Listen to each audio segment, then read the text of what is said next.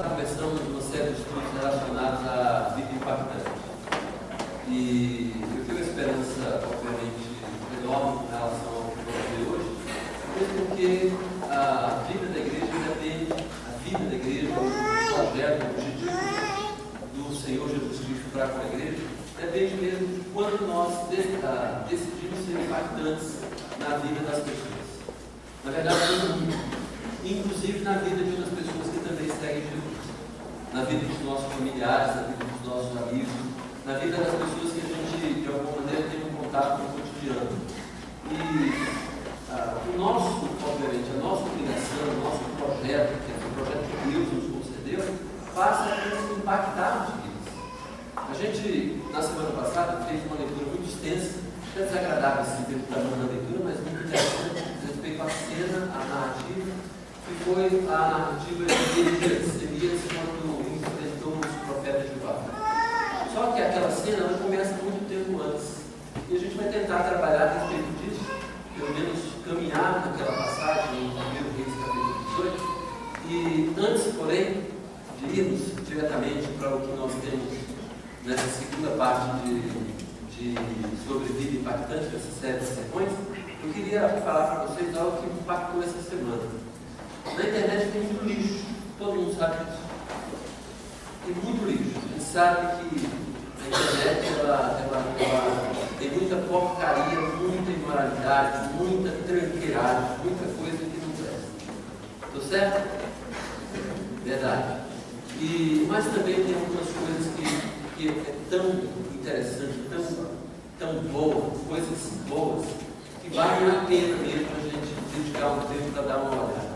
Eu encontrei num site, aqui é a página do Facebook de um dos sites que tem um objetivo de ensinar ou de explicar algumas coisas relacionadas à Bíblia que muitas vezes é difícil para que a gente entenda se não tiver alguém para explicar. Às vezes algumas pessoas me perguntam algumas coisas porque vai ter um embate, uma dificuldade na escola, vão se falar sobre a Bíblia, e é muito bom isso.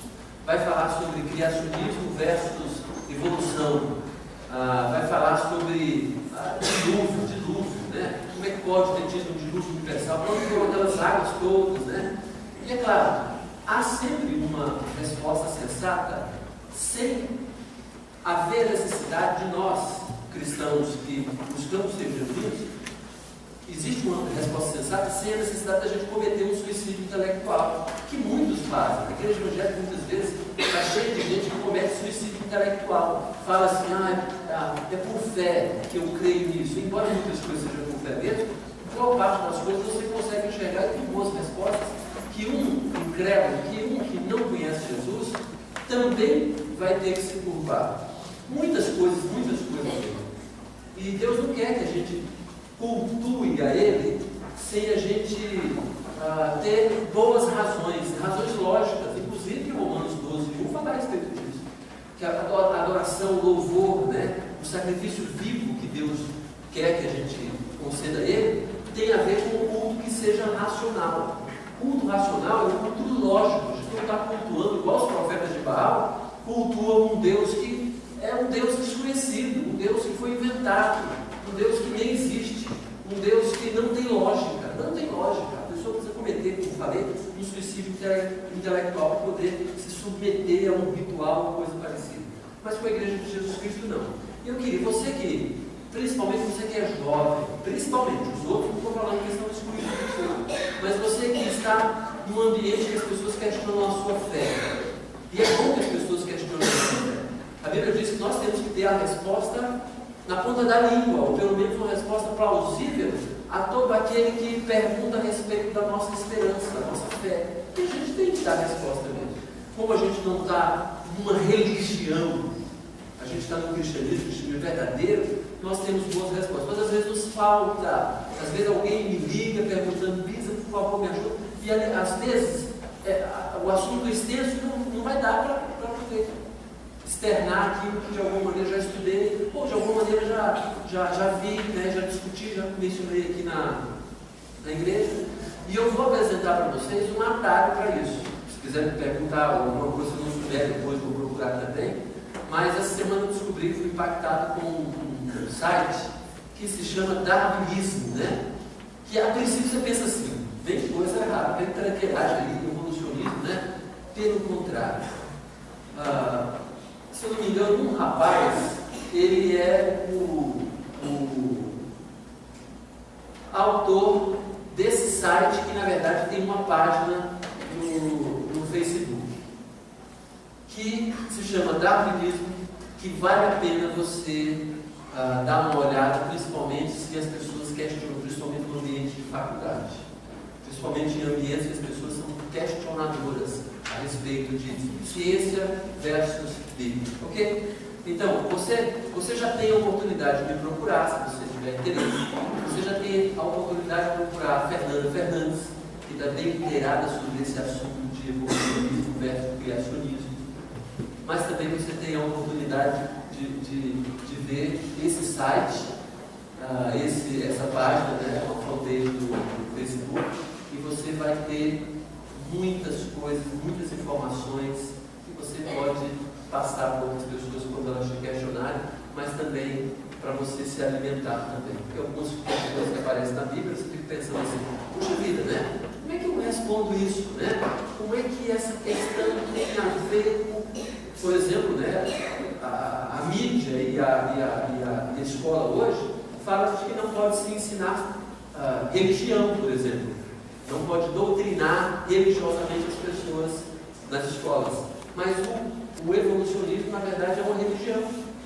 Porque se é uma teoria, não é provado empiricamente, as pessoas, obviamente, têm que assumir alguma coisa que não é provado empiricamente, na prática. E aí, aquilo vira um dogma que não é comprovado. Se é um dogma, então é uma religião disfarçada. Então, a gente já tem que ficar esperto com relação a isso. Não é muito diferente. Precisa ter fé para crer, por exemplo, no evolucionismo. Precisa ter fé. Mas isso fica muito embonecado, muito interessado com algumas palavras que a ciência apresenta, né? E nós temos boas respostas para isso. Então, eu me convido a, de alguma maneira, visitar esse site, essa página, e certamente você vai ser transformado, vai ser impactado também. E a gente está falando a respeito, como falei, né, como já disse, né, de vida impactante. Vidas que mudam vidas. Ok? Vamos orar mais uma vez agora e vamos lembrar daquilo que já vimos na semana passada, na leitura extensa do capítulo 18 do primeiro mês. E vamos verificar algumas coisas que já vimos na semana passada, bem rapidinho, e depois, obviamente, vamos entrar no assunto de hoje. Bem? Ok. Vamos orar então. Cubra sua cabeça, se você tiver liberdade, feche seus olhos também, para que a gente se concentre mais ainda na oração. Agora, mais do que isso, né, eleve o seu pensamento, o seu coração a Jesus e peça para Ele abençoar a sua vida, abençoar o seu tempo aqui, para justificar a razão pela qual você está aqui e que isso de alguma maneira transforme o seu caráter, o seu coração, para que você saia daqui transformado. Pai eterno, muito obrigado, Senhor, por esta noite. Queremos dizer para o Senhor que te louvamos, te bendizemos, queremos dizer, estamos dizendo, que o Senhor é o nosso grande Deus, o Senhor é o Rei eterno, o Senhor é o único Deus.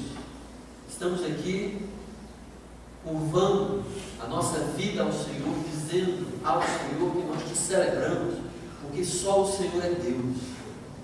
Louvado seja o teu nome, exaltado seja o Senhor.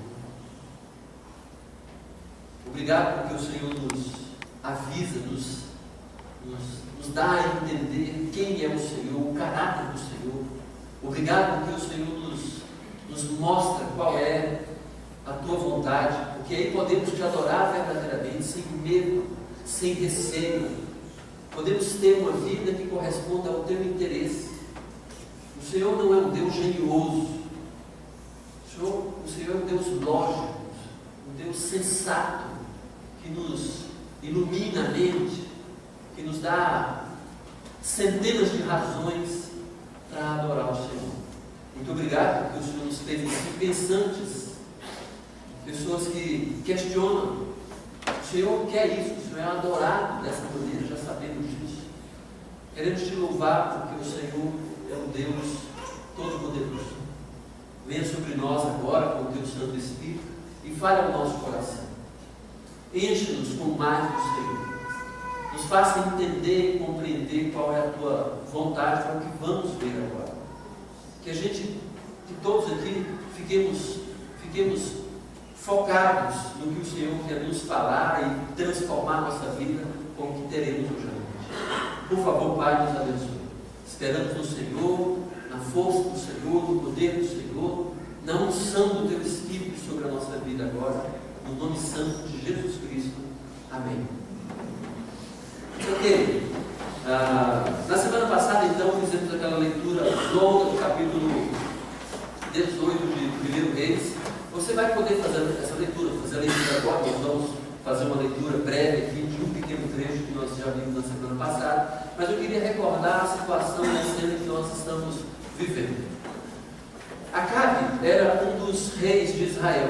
Ele estava como aquele que era o pior rei de Israel.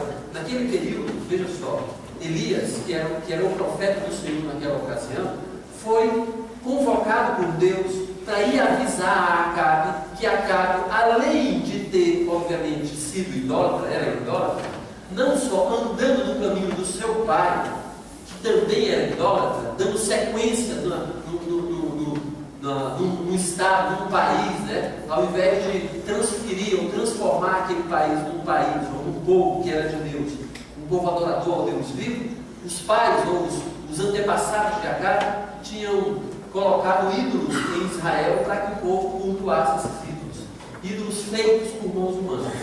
Então Deus já estava impaciente, já estava cheio daquela situação toda, e daí fez com que Elias, conversou com Elias, deu sensibilidade para Elias, e coragem para Elias ir avisar para o rei que Deus não faria mais cair água naquele país até que Deus mesmo decidisse que iria chover novamente. Então Elias fez bem isso. Foi até Acabe e disse para Acabe, por causa da idolatria, e não bastasse você ser idólatra, você ainda se casou com Jezabel.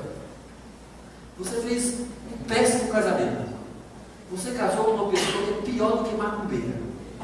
Como que uma pessoa que vai dirigir a nação, uma nação que é chamada um povo de propriedade exclusiva de Deus, se casa com uma macumbeira? Além de ser idólatra, além de ser alguma coisa que é terrível aos olhos de Deus. Nesse momento, né, Acabe, obviamente, se esperneou, mas confiando, obviamente, nos seus deuses, porque começou a cultuar esses deuses também. Baal, né, fez poste ídolo. Elias saiu de cena. Durante 3 anos, Elias saiu de cena e também não caiu água em Samaria, naquela região. E a gente começa a ler o capítulo 18 de 1 Reis, abrindo essa cena de que havia fome extrema em Samaria. Quando Deus decidiu falar para Elias ir dizer para Acabe que a chuva ia cair. O povo já tinha sido disciplinado o suficiente. Acabe já tinha, obviamente, sido impressionado, porque sabia que pela palavra de Elias, de Deus através de Elias, não estava caindo chuva naquela região. E por causa disso, o povo que vivia da agricultura, vivia da agropecuária, obviamente estava passando fome, e como diz o texto, havia fome severa e tremenda naquela região. O fato é que quando Elias chegou diante de Acabe, a cena que nós vamos ler agora, Acabe já foi falando para Elias, né? Você é um perturbador de Israel. Aí Elias, como pode? Você que é a tragédia de Israel, você que cultua os deuses que não é Deus verdadeiro. E aí Elias foi logo falando, eu queria que você, Deus mandou descer chuva sobre a terra, mas eu quero que você reúna todo Israel e também todos os profetas de Baal e os cultuadores lá do poste ídolo, né? 950 profetas. Aqueles que lá estão sendo cuidados por Jezabel, que comem à mesa de Jezabel. Reúna todo mundo no monte, né? Que nós vamos ter uma conversa séria com o povo. E aí, Elias saiu e Acabe decidiu fazer isso. Chamou todo o povo, reuniu no monte, e ali foi aquele confronto, aquele desafio que nós vimos na semana passada. Elias mandou providenciar dois bois, né? 2 ofertas, e fez um desafio perante aqueles profetas ali. Elias disse claramente: vocês podem escolher qualquer desses sacrifícios aí, né? Do boi que você quiser, do touro que você quiser, do animal que vocês quiserem. E aí os profetas de Baal escolheram um retalhado e botaram em cima lá de um altar que fizeram, e começaram lá a pedir para que, obviamente, Deus respondesse, porque Elias deixou muito claro, falando para o povo: olha, vai se fazer assim, na hora que Deus, para qualquer uma das ofertas, a minha oferta, que nós vamos prestar a Deus, é a oferta deles, aquela oferta que for queimada com fogo, que Deus responder com fogo, esse é Deus mesmo. Se eles responderem, se Baal responder com fogo, vocês podem seguir Baal porque ele é Deus. Mas se Deus verdadeiro responder com fogo, vocês têm que seguir Deus, porque Deus é o Deus verdadeiro. Jeová é o Deus verdadeiro. E o povo, querendo ver uma cena, um negócio fantástico, obviamente achou bem aquela proposta, realmente querendo isso. E aconteceu mesmo que, quando os profetas de Baal fizeram aquela oferta, começaram a cultuar a esse Deus, pedindo uma resposta com fogo. Eles começaram a fazer aquelas cenas, obviamente, se sacrificar com sangue, um sacrilégio. E a Bíblia diz que eles começaram de cedo até o começo da tarde, Deus não tinha respondido. Baal não tinha respondido, Deus dele não tinha respondido. Foi aí que ele, né, Elias, começou até a zombar. Insista mais, vai mais, continua. Quem sabe esse seu Deus está de viagem, está atendendo necessidades, quer dizer, quem sabe está no banheiro. Quem sabe ele está ocupado com outra coisa, insista mais. Aí, obviamente, houve um cansaço, porque eles começaram a se retalhar também, aquele sangueiro de ouro, aquela situação toda, e não havia ninguém para responder o culto a Baal. Certamente bem poderia responder, o demônio poderia responder, mas Deus fechou a porta e não permitiu. O fato é de que quando Elias começou a cultuar, ou pelo menos mostrar que Jeová, ou o Senhor, é o verdadeiro Deus, Elias cortou toda aquela oferta, colocou no altar que tinha feito em honra ao Senhor, colocou em cima e ainda mais, pediu água. Olha, pega aí um tambor de água e joga em cima dessa oferta, para que não houvesse dúvida nenhuma de responder com fogo. Jogaram aquela quantidade de águas em cima da oferta, da lenha, né, das pedras e do buraco do rego que tinha sido feito ali, que Elias tinha mandado fazer. Quando fizeram aquilo, Elias falou: faz de novo, pega outra quantidade de água e joga ali. Parecia uma coisa estranha. Não havia local que tivesse água naquela região. A água era escassa. E Elias parece que estava provocando lá ao cúmulo. O pessoal pensando, obviamente todo mundo está pensando, esse Elias vai ser esmagado se esse negócio não funcionar. Porque além de estar com toda essa novela, toda essa encenação, gastando uma água que obviamente é rara aqui nos nossos dias.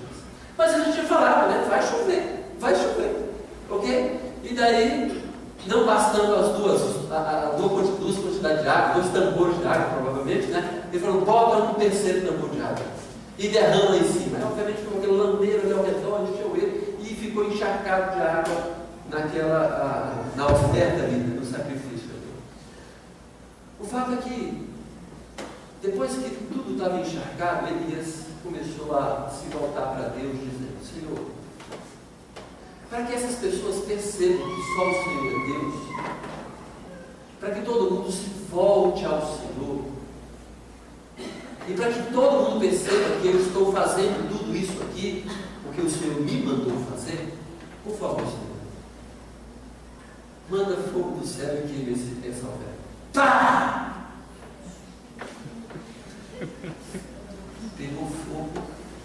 e Deus consumiu aquela oferta, e aí todo mundo percebeu: verdadeiramente Deus é Deus. Aí Elias aproveitou e falou assim: olha, vamos pegar essa turminha que é só de falso profeta, essa cambada de gente que tem enganado todo Israel, e vamos matar. Aí foi aquele avejo, aquela correria, aquela situação toda. Pegaram aqueles profetas e mataram. Obviamente, a cena é impressionante por conta do impacto que causou em toda a comunidade. Agora, você já imaginou a vida de Elias? O que seria de Elias se aquele negócio não funcionasse? A gente, na semana passada, viu algumas coisas e quero retornar a elas, que, obviamente, no caráter e na vida de Elias, para que ele fizesse algo, obviamente, que ia impressionar todo o país, Elias sempre foi celebrado como um dos grandes heróis de Israel. E parte por conta dessa cena. Elias, obviamente, era uma pessoa acessível a Deus. Ninguém ia fazer ou se colocar numa situação daquela se não houvesse realmente certeza de que Deus estava conversando com ele. Então, se nós quisermos ser pessoas que impactem outras vidas, nós devemos cultivar uma sensibilidade. E a única maneira que a gente pode cultivar a sensibilidade é dar atenção às coisas de Deus. É claro que a gente tem que ler a Bíblia, é claro que a gente tem que orar, é claro que a gente tem que vir aos cultos, é claro que a gente tem que buscar Deus no cotidiano. Ser pessoas que refletem, fazem reflexões, pensam Deus, acerca de Deus, nas consequências de uma vida que tem Deus e até uma vida que não tem Deus. Então a gente precisa se voltar para Deus. A gente precisa ler a Bíblia com interesse, precisa estudar a Bíblia mais do que ler. Sensibilidade. Na semana passada também a gente viu algo impressionante. É que para que nós possamos impactar qualquer pessoa, nós precisamos obviamente de obedecer. Porque se a gente vive uma vida que tem aquela sensibilidade espiritual, mas é desobediente, a gente nem pode dizer que tem sensibilidade espiritual. Inclusive, algumas pessoas percebem que esse negócio de conhecer Deus e não obedecer a Deus é furada. E tem gente que até, de forma estúpida, fala assim: poxa vida, eu nem quero ler a Bíblia, porque lendo a Bíblia eu vou descobrir coisas que eu tenho que fazer, e aí não vou ter desculpa para dar. Aí o tolo acha que não ter, quer dizer, ter desculpas para dar é melhor do que não fazer a coisa correta. Está tendo prejuízo de qualquer maneira. Pelo menos é melhor que a gente esteja inteirado e possa a qualquer momento fazer aquilo que Deus quer que a gente faça. Elias, então, sabendo obviamente que Deus tinha orientado ele foi obediente. A despeito de uma série de coisas, mas foi obediente. Uma obediência que não foi medida nesse sentido de Deus salvou se não tiver prejuízo. Não. Ele foi assumindo prejuízos, se expondo, sabendo obviamente que Deus estava com ele, mas na certeza de que haveria algum prejuízo. Mas, mais do que o prejuízo físico, talvez, ele estava entendendo de que haveria uma resposta de Deus para impactar toda a nação. Era o mensageiro de Deus. A gente viu isso, tanto a obediência quanto a sensibilidade na vida de Elias e também na vida de Obadias, que era aquele mordomo que trabalhava para Acabe, mas também cuidava de 100 profetas do Senhor. Escondido, inclusive, mantinha a pão e água, quer dizer, comida e bebida, para que aqueles profetas não morressem. Porque Jezabel, que era a esposa, mandava no reino Jair, e mandava no marido, provavelmente, ela tinha feito uma campanha para matar os profetas do Senhor. Já que o Senhor manda matar os profetas que não sejam dele, e mandava mesmo, Jezabel tinha feito o contrário. Vamos agora fazer uma campanha de dizimar os profetas do Senhor.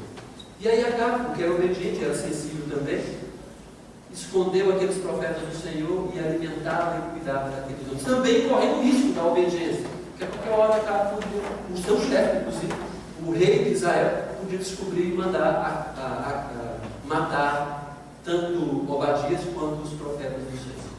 Então, de uma forma geral, a gente viu na semana passada essas duas qualidades, essas duas virtudes que a gente pode guardar e buscar para a nossa vida se nós queremos verdadeiramente cumprir com o nosso papel de cristãos no mundo, de impactar vidas. Impactar vidas para o Senhor. Impactar vidas para o Senhor. Essa semana eu tive uma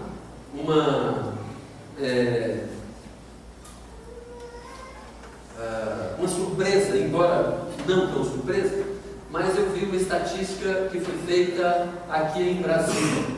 O órgão fez uma estatística para saber qual era o time do coração aqui dos moradores do Distrito Federal. Eu fiquei surpreso. 52% das pessoas que responderam o questionário, 52% flamenguistas. 52%. Eu fiquei impressionado, sabe por quê? Eu pensava assim, olha, até estava falando para você, rapaz, olha, deve ter uns 40% aqui no Brasil de flamenguista, quer ver? 52%. Eu fiquei impressionado. Como é que um time que até está meio assim, ruim das pernas, faz tempo que não convence ninguém, tem 50%, eleito em primeiro turno. 52% de uma região, né, como de torcedor. Alguma coisa impacta nesse time que as pessoas, obviamente, preferem torcer desse time. Eu ainda não sei o que é. Eu só sou flamenguista. Agora, me impressionou, sabe o que foi? O segundo colocado tinha só 14%. O segundo vice, quem era? Acertado.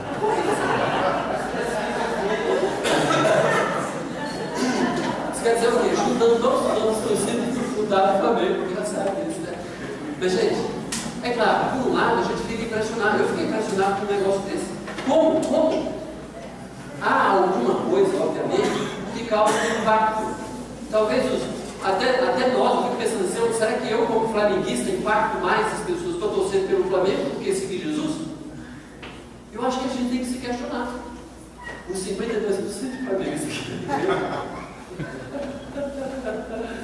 Mas é impressionante, porque muitas vezes você fica imaginando quantas pessoas podem dizer, eu vou para o céu aqui no Distrito Federal. 15%, 20%.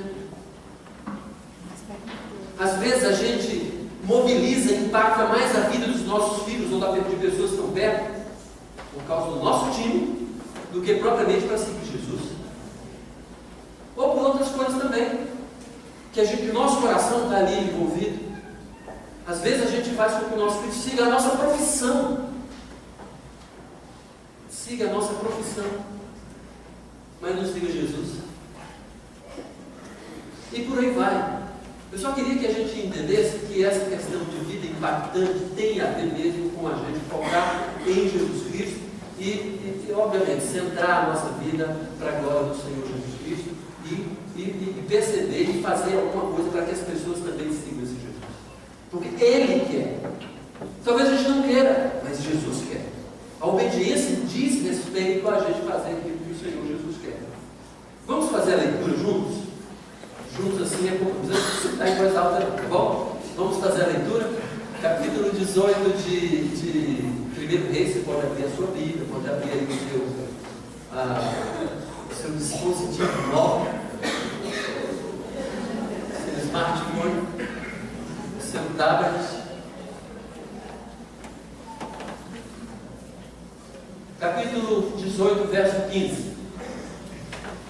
Então foi Obadias encontrar-se com Acabe e lhe anunciou. E foi Acabe dele com Elias. Lembra que Obadias, né, quando encontrou Elias primeiro, que era o profeta, que era protetor dos profetas do Senhor, quando ele falou, vai, fala, por favor, que eu já vou chegar e conversar com Acabe. Obadias ficou com medo.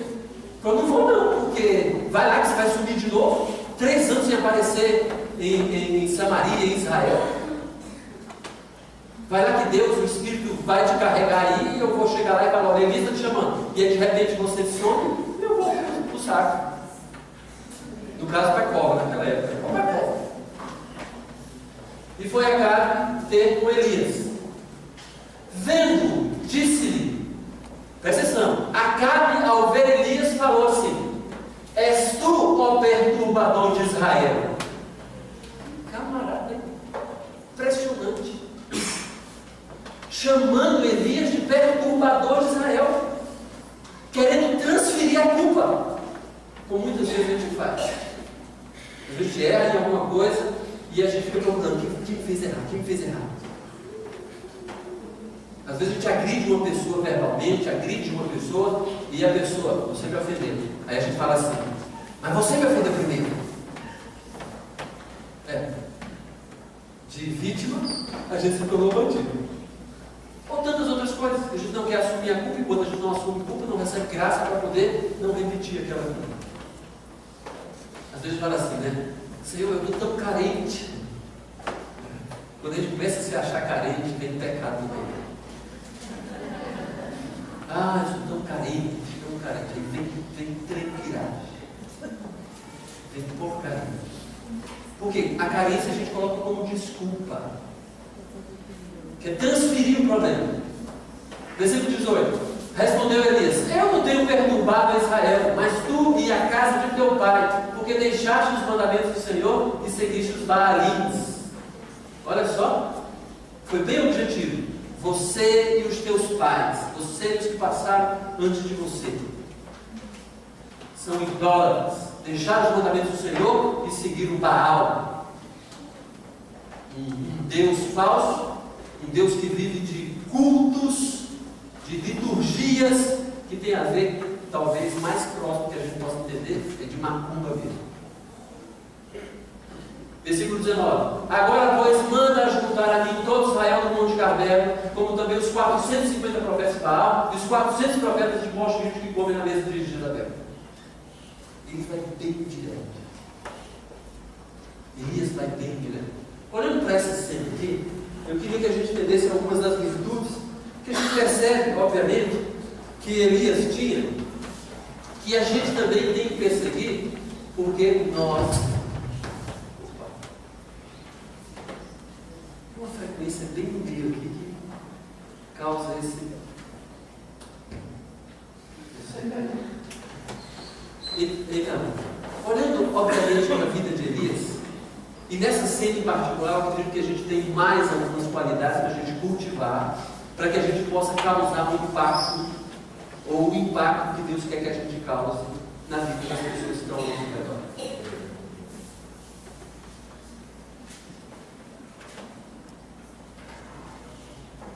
Eu decidi colocar essa característica aqui de Elias como resistência. Quando Elias chegou diante de Acabe, a primeira coisa que Acabe falou foi: és tu, ó perturbador de Israel?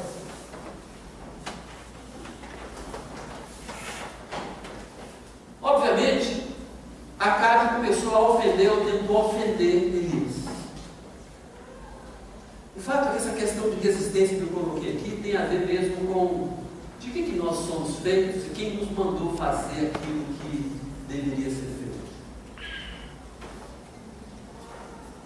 Queria que a gente fizesse uma reflexão a respeito de: se nós não tivermos resistência, nós vamos ficar abalados.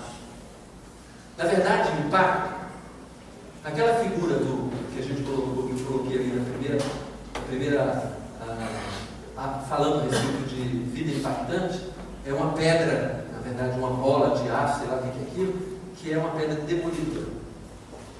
Muitas empresas de demolição usam essas pedras, né, essas bolas, né, demolidoras para derrubar prédios. Imagina se aquelas bolas fossem feitas, por exemplo, de madeira. Ia resolver alguma coisa? Ia demolir alguma coisa? Aquela bolona que é de aço, muito pesada e tudo mais, vai causar impacto. Se não for pesada e com matéria resistente, não vai. Ela vai se estraçalhar. Então, quando Elias, obviamente, ia causar impacto na vida de Israel, ele sabia que ia ter um embate imediato com Acabe. Então, obviamente, ele tinha uma resistência que era necessária. Mas às vezes alguém olha para a gente com cara feia e a gente começa a fazer beicinho para chorar. A gente acha que deve ser fraco no que diz respeito até dar boas respostas, não mal criado, não falando isso não, mas falando acerca do Senhor. Resistência nesse sentido de que quando, olha só, Acabe chegou e falou assim para Elias, ó perturbador, já estava categorizando Elias como perturbador de Israel. Gente, tem um negócio, uma graça impressionante nessa palavra, perturbador. Fui verificar que palavra era essa, perturbador. Sabe qual é a palavra? É Acã. Para quem conhece um pouco mais da Bíblia, sabe muito bem quem foi Acã. Acã, a palavra Acã, o sinônimo é perturbador. Eu não sei bem se na cabeça de Acabe ele estava chamando Elias de Acã. Acã foi aquele camarada, presta atenção, que Deus mandou, obviamente, o povo, na época de Josué, mandou vencer e tomar posse de Jericó, mas disse, Deus falou assim, olha, vocês não podem trazer nada do despojo de Jericó. Vocês não tragam nada, estão proibidos, não é para trazer nenhum pirulito de volta. Todo mundo foi com essa percepção, com essa ordem. Só que Acã, ao ver uma capa e ver uma grana que estava escondida ali em determinado lugar, ele decidiu, obviamente, carregar essas coisas para Israel, de volta para o arraial, onde eles estavam localizados, só que escondido. Na verdade, quando chegou em casa, ele pensou assim, vou esconder esse negócio. Pegou uma capa da Babilônia, botou provavelmente as coisas dentro, a prata, né, e colocou debaixo da tenda. A história de Acã é terrível, porque Deus, por causa de Acã, fez com que todo o Israel, todo o povo fosse disciplinado. E Deus falou claramente, olha, eu falei para não levar despojo, e teve gente que levou despojo. Foi na guerra e perdeu guerra. Várias pessoas morreram. E aí o pessoal, Senhor, por favor, nos responda, o que está acontecendo? Porque teve gente que trouxe despojo que não era para trazer. Esse despojo era amaldiçoado. Aí fizeram uma onda toda para descobrir quem foi, que não vale tempo para narrar aqui agora. Acã, então, quando descobriram que era Acã foi apedrejado, foi morto. Ele, sua família, seus objetos, tudo foi queimado. Então, o nome de Acã, naquela situação, provavelmente, não era eu, na minha percepção, quando Acabe estava chamando Elias de perturbador ou de Acã, eu acho que ele não estava categorizando ele como um perturbador que perturba, mas é aquele que estava trazendo maldição, porque já 3 anos não chovia sobre aquela terra e a terra ia haver fome extrema em Samaria. Eu acho que Acabe estava provocando Elias. Você é o Acã novo de Israel. Aí interessante que Elias falou, quem é Acã aqui no pedaço é você. Você que trouxe maldição para Israel. Agora veja só, gente. Você acha que é incomum ou não acontece esse fato de que muitas vezes nós, cumprindo a mensagem de Deus, indo mencionar o que Deus vai fazer, como Elias fez, Elias foi apenas usado pelo Senhor para dizer para Israel, para Acabe, não, porque vocês são idólatras, não haverá chuva aqui em Israel. A mensagem de Elias era tão somente a mensagem que Deus mandou Elias dar. Aí chega Acabe e fala, você é o culpado dessa seca miserável, da fome extrema aqui na terra. Eu queria que a gente entendesse o que eu quero mencionar agora. Às vezes nós, talvez você também, que tem a palavra do Senhor para falar com alguma pessoa, e até fala, se você não fizer isso, vai acontecer essa desgraça na sua vida. E a pessoa não só não quer fazer aquilo, mas também quer te culpar se aquilo vier a acontecer. Já teve gente que eu falei, olha, se você continuar nesse caminho, você vai se dar mal, vai acontecer isso na sua vida. Sabe o que a pessoa falou para mim? Você está me amaldiçoando. Coisa incrível. Um dia desse mesmo, uma senhora falando com uma conhecida dela, ela me ligou depois, falando exatamente isso. Ela dizendo, né, aqui no centro da igreja, falou assim, ó, eu disse para ela que isso vai dar mal, essa situação vai dar mal. E essa outra pessoa ligou para mim, fulano de tal está me amaldiçoando. Como está te amaldiçoando? Está dizendo que vai acontecer isso com a minha vida. Mas isso vai ser consequência da sua escolha, minha querida. A tristeza maior é quando nós, líderes, pais, temos que falar coisas desagradáveis para as pessoas. E o pior, como Moisés, não sei se vocês lembram também, que Coré, ou Corá em algumas versões, fez uma rebelião contra Moisés. O fato é que, por causa dessa rebelião, também toda a história, o chão se abriu, tem uma história longa por aí, né? E consumiu Coré e também uma turma dos rebeldes. A gente pensa assim, o povo agora aprendeu a, obviamente, caminhar junto do Senhor. No capítulo seguinte está lá o povo se queixando a Moisés, dizendo, você é que matou o povo do Senhor. Como? Moisés por acaso tem poder de abrir o chão? Deus é que consumiu aquele povo, abriu o chão do pessoal, foi consumido vivo. Mas o povo, obviamente insensível, estava atacando Moisés apenas porque Moisés era mensageiro do Senhor. Elias era do mesmo modo. Por isso, gente, se eu ou você quisermos ser pessoas que impactam vidas, nós temos que aceitar desaforo muitas vezes.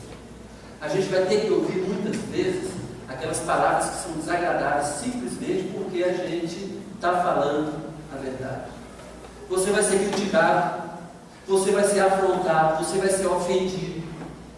Mas se você quer realmente ser uma pessoa que deixa marcas boas na vida das pessoas, você tem que ter resistência. Como falei, você não precisa fazer carinha de choro na hora que alguém fala alguma coisa que você percebe. Eu não sou isso, estou apenas seguindo a Jesus. Eu lembro uma ocasião que um amigo, um colega de escola, falou, estava numa rodinha, né, já tinha conhecimento, né, pelo menos de vida, né, que a gente é rejeitado aqui, rejeitado ali, mas a autoimagem negativa, né, estava na escola, descendo a turma, né, a gente tinha que sair mais cedo, descendo, a gente parou em determinado lugar, porque o pessoal a gente ia comemorar, não sei se era final de ano, alguma coisa, não celebra assim, ia comemorar.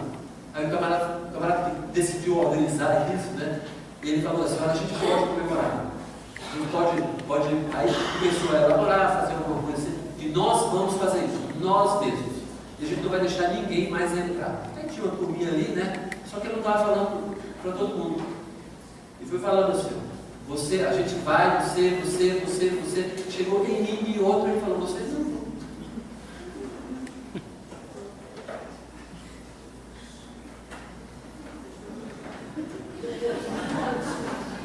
Foi bem isso. Passei um mês assim, querendo sumir do mundo. Ou falando a verdade, queria me matar. Sabe essas coisas? Gente, olha só. Nós seremos, lembra, Jesus mesmo falou. Vocês estão fazendo isso, como vão fazer comigo? Vão me matar? É de ou menos dizer que vocês são feios. É coisa boba beliscar você. É quase nada puxar teu cabelo. É quase nada de riscar de gilete. Pois essa é a grande situação que nós temos que entender e olha, cultivar. Nós precisamos ser resistentes. Resistentes em quê? Resistentes na palavra do Senhor e na convicção de que Deus tem nos dado alguma coisa para fazer que não deu a outra pessoa. Deu a nós, a você e a mim. Uma segunda marca, e eu acho que isso aqui a gente pode até parar há menos tempo que a gente parou no outro ponto ali, tem a ver com objetividade, de ser direto. Se nós queremos impactar vidas das pessoas, nós não podemos ser pessoas prolixas, não podemos achar que a gente tem todo o tempo do mundo. A gente tem que dizer exatamente aquilo que está acontecendo. A gente não pode ficar com rodeios. Elias mesmo falou no verso 18: eu não tenho perturbado Israel, mas tu e a casa de teu pai, porque vocês é que deixaram os mandamentos do Senhor e seguiram os Baalins. Objetividade com a verdade. Às vezes a gente não tem coragem de falar a verdade. Será que é falta de fé? Às vezes tem uma fé, mas uma fé tão frouxa, de medo. A gente sabe, mas tem medo das consequências. E aqui, olha só, objetividade vai ter que jogar fora uma série de coisas. A gente muitas vezes, ignora de que é a verdade que liberta. Sabe o que quer dizer a verdade? É a verdade que liberta. Não é a mentira que liberta e não é a falta da verdade que liberta. Então a gente tem que ser objetivo. A gente muitas vezes, para falar alguma coisa que necessitamos dentro de casa, no diálogo com o esposo, com a esposa, a gente fica com medo de falar a verdade, com os filhos. Aí começa a judiar com gente de fora. Na verdade, em casa a gente tem até mais facilidade. Na verdade, a gente em casa muitas vezes usa a verdade para chutar. Quem está com a razão, ele vai, né? Aí começa. Mas com os outros de fora, muitas vezes, é cheio de dedos. A gente tem receio de falar. Vejam só, não estou falando também para não chutar ninguém na rua e ficar como. Há tempos eu não ia no curso nacional, mas uns dias atrás eu fui, acho que no mês passado, retrasado, se eu sei, e lá fora tinha um camarada com aquele megafone, com a Bíblia na mão, envergonhando os crentes. E era bem direto que ele estava falando. Está com inverno, quem não crê em Jesus. É verdade, é isso mesmo. Só que essa mensagem o pessoal não cola, é difícil colar. É difícil colar. Nós somos alienados. Eu não quero ser crente de jeito nenhum, o cara fala assim. Imagina, eu ficar desse jeito, fazendo esse bico todo. Obviamente não vai avaliar a transformação daquela pessoa. Mas o que eu queria dizer, e quero que a gente entenda a respeito de objetividade, é que Deus nos chama para falar a verdade, não ler a verdade, e a verdade objetiva, sem rodeios. Não é aquela história que a gente quer e tem que falar com uma pessoa, uma notícia, né? Eu preciso falar um negócio com você, a pessoa pode falar. Semana que vem eu falo. Nada. É objetividade. Porque às vezes a gente não tem tempo mais, e obviamente não temos muito tempo. Quem quer impactar a vida das pessoas, a vida das pessoas que nos rodeiam, nós precisamos de objetividade, a gente precisa de senso de urgência. Eu acho que Elias sabia de que quanto mais ele procrastinasse essa questão de urgência, de objetividade, mais tempo demorava para descer ou para cair chuva na terra. E mais tempo a pessoa ia ficar com fome. Senso de urgência, objetividade. A ideia de objetividade é falar e sem rodeios. E se a gente tiver senso de urgência, certamente isso vai ser muito mais eficaz na nossa própria vida. Agora eu achei isso aqui interessante, que eu gostaria de compartilhar com vocês. Talvez isso aqui seja uma daquelas coisas que falta na nossa vida como cristãos. Elias tinha visão. Deus deu capacidade para Elias perceber que a ação dele não estava limitada à ação exatamente. Isso me empolga. Elias sabia que ao convocar aquele povo para o Monte Carmelo, aquele povo ia também influenciar outras vidas. O povo que não foi para o Monte Carmelo ver o que Deus fez, certamente ia falar da notícia para aqueles que não foram. Elias então convocou aquele povo para presenciar a ação de Deus, certamente porque sabia que aquele povo que ia ver, ia voltar para suas casas e falar para seus familiares o impacto que Deus causou através de Elias. Visão nesse sentido. Às vezes a gente fica pensando assim, eu não tenho condições de alcançar pessoas ou determinadas pessoas. Aí a gente recua porque não quer, porque eu não tenho a linguagem, não tenho jeito. Mas a gente vai se recolhendo a não alcançar ninguém. E às vezes, a gente, por diversas maneiras, né? A gente, por exemplo, não quer se aproximar do bagunceiro da sala de aula. Mas se a gente tem visão, a gente vai investir também no bagunceiro. Não vale para nada. Não vale para nada. É ruim a gente ouvir isso. Não é? Isso eu falei um dia aqui, vou repetir. Talvez deva ecoar na nossa cabeça aquela música. Você não vale nada, mas eu gosto de você. Sabe aquela música?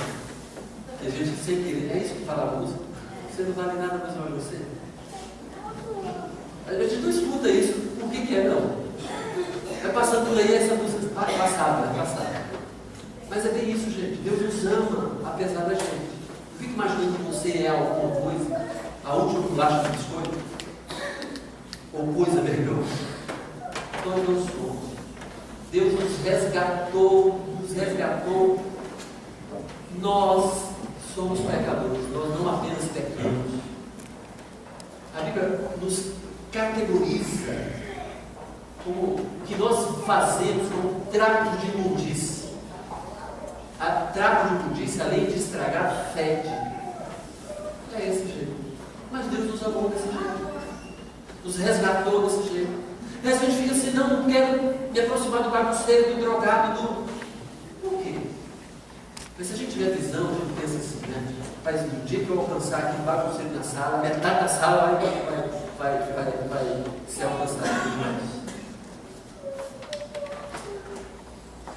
No dia que aquele drogado verdadeiramente circular Jesus, olha quantos outros ele vai poder testemunhar, porque eu não posso testemunhar, dizendo eu sou um ex-drogado. Eu lembro que os malucos, há uma época atrás, sempre falaram isso que foi. Eu acho que foi o Carlos, irmão do Lula, lá atrás, 1910. Ele falando assim, não, eu tenho uns camaradas que eu conheço, um camarada que queria fumar maconha para poder depois dar um testemunho de que já fumou maconha. Deixa de ser patético, assim, estrambólico. Mas a gente não, eu mesmo não dou esse testemunho, não tem jeito de dar um testemunho. Olha, eu era maconheiro, era cheirador de cola.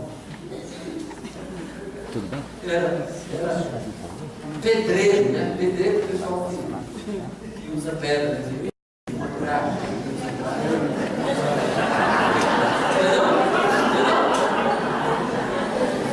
Usa cocaína. Sei lá. Não, fala aí. Não, mas tem ele, né? Tem essa onda aí, tem essa legal.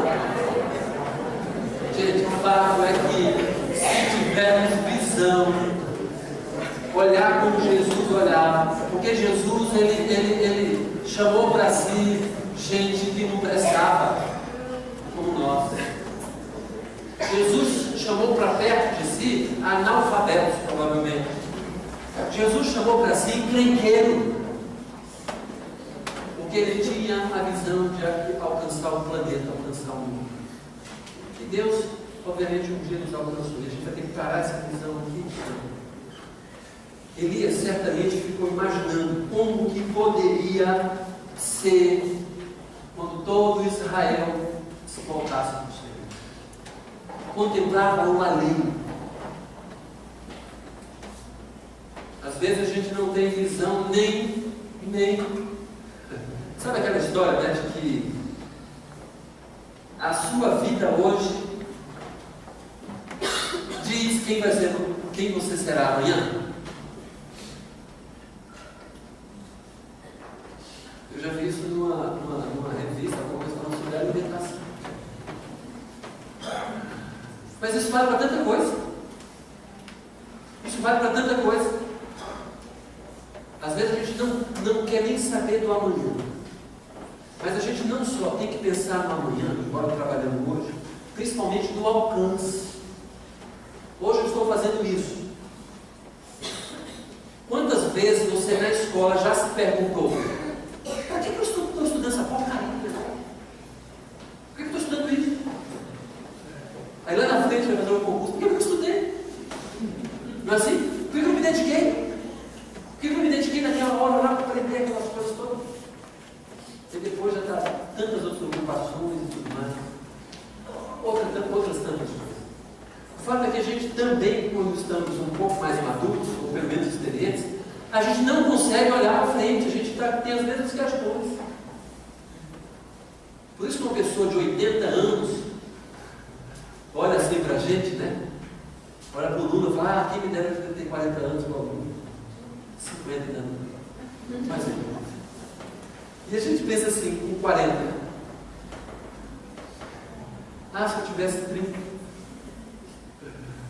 E o de 30, se eu tivesse 20. Porque a gente pouca visão tem.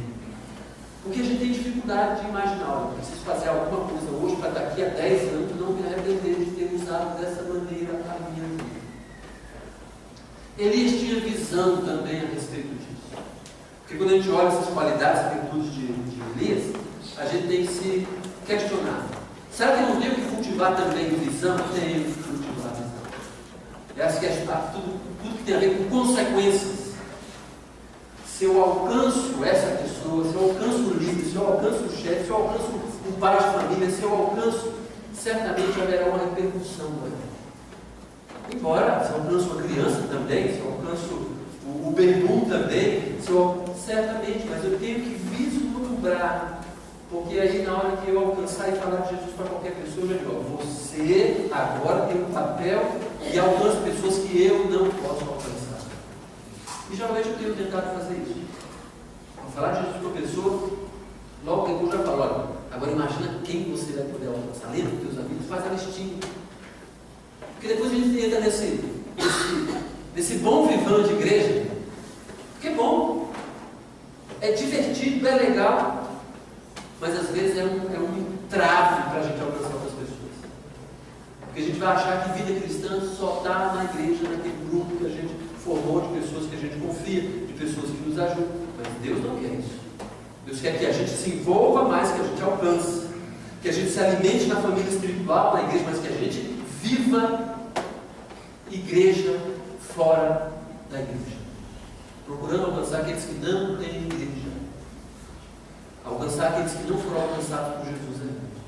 E a gente fica muitas vezes correndo atrás do rato igual cachorro. Visão tem a ver com o que vai acontecer depois. O investimento que você tem com o seu filho, com a sua filha, ou até dentro de casa, com a esposa, com o esposo. Oração. Se a gente olhar a oração pela oração, a gente não vê efeito quase nenhum.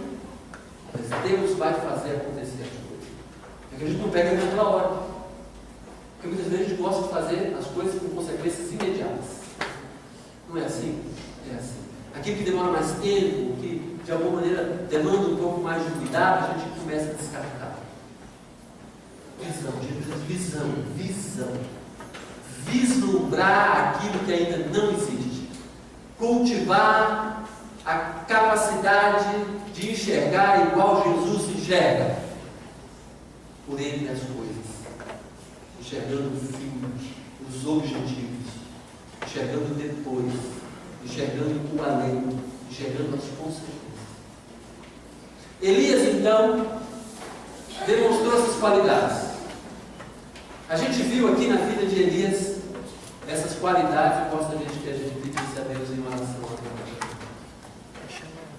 para que a gente de fato ore e peça ao Senhor, por favor, me abençoe e me faça pessoa de visão, pessoa que tem a coragem, a persistência, a resistência, pessoas que de alguma maneira são transformadas pelo Evangelho por conta da minha palavra objetiva, por eu verdadeiramente ter cultivado obediência e cultivado também sensibilidade. Embora haja tantas outras virtudes que a gente deva cultivar e buscar, a gente pode, de alguma maneira, pedir a Deus com um pouco mais de insistência, né? Isso que a gente viu essa noite. Ok? Vamos orar. Sobre a sua cabeça.